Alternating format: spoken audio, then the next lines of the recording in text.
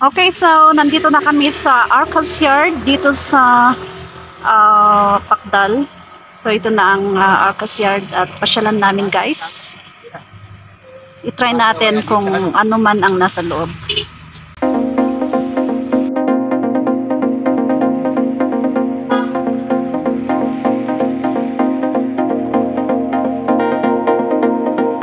Ito ang overview dito sa Arcos Yard.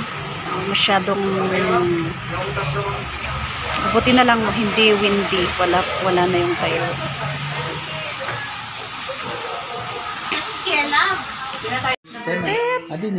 Ang kagandahan dito ay para na ring sarili mong bahay.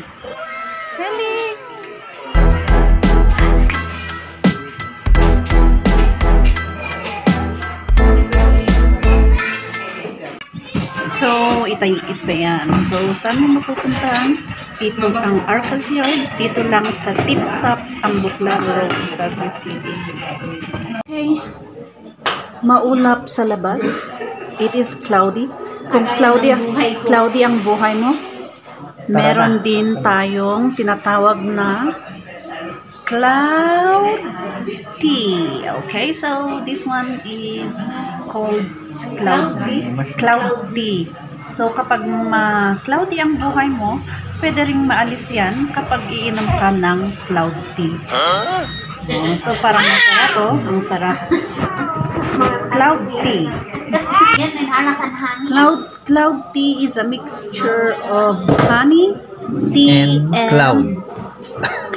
Kaya yan, tignan nyo, magiging cloud. Condense yan at tea. So sana hindi pa rin cloudy ang buhay ng iinom nito. Baka cloudy pa rin ang buhay ng iinom nito, single pa.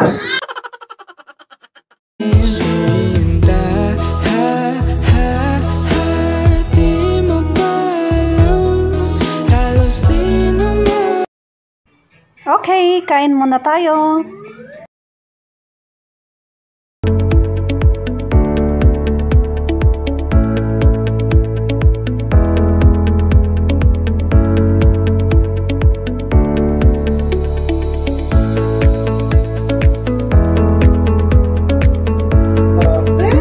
Hindi lang masarap, affordable pa. May makikita kayo dito. This overview ng Arcos Yard. So, full of trees. Siyempre, hindi kita kasi maulap nga. Maulap ang buhay. Okay, ang ganda ng ambience, guys. Ang ganda ng parang may-ari ng parang Ibaloy dito eh. Ibaloy yata. Ang ganda ng paint.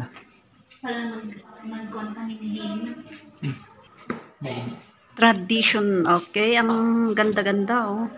Naka-preserve yung dating style.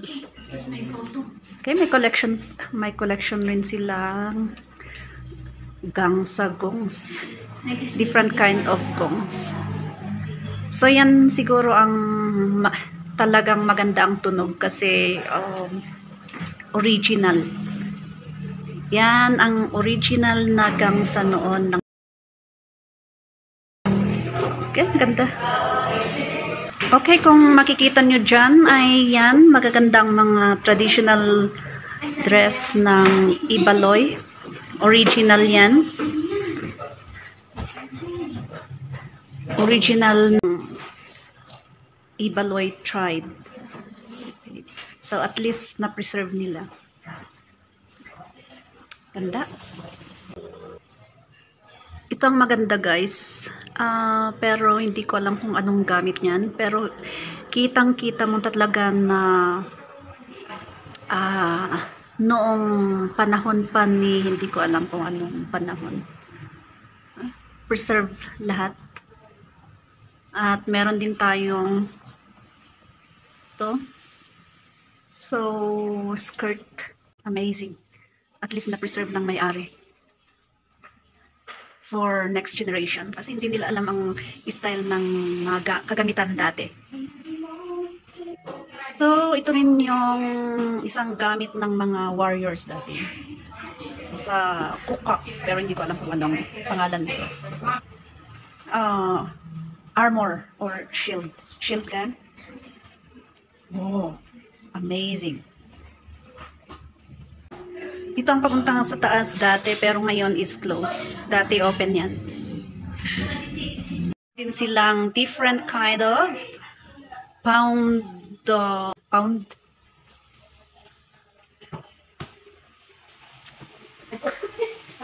I love it. I love this one. You can pound something. Coffee, rice, or whatsoever. Oh, may igod din. Igod. Pero yan is hindi na traditional. It is modernized already. Kung may kalasag doon, meron ding arrow. Okay, arrow dito.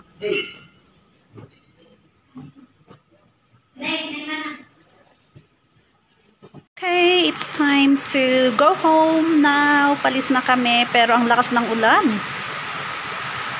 Ang lakas ng ulan, pero kailangang aalis kasi bawal ang...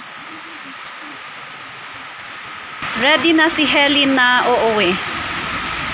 Okay, ready. So, ito po ang opening at closing ng Arcas Yard from 9 a.m. to 7 p.m. So, pwede hanggang gabi ng alas 7. Pero Wednesday, yan. Close ay walang Wednesday. Okay, siguraduhin walang aso or no pets allowed. Okay, time to go home. Thank you for watching.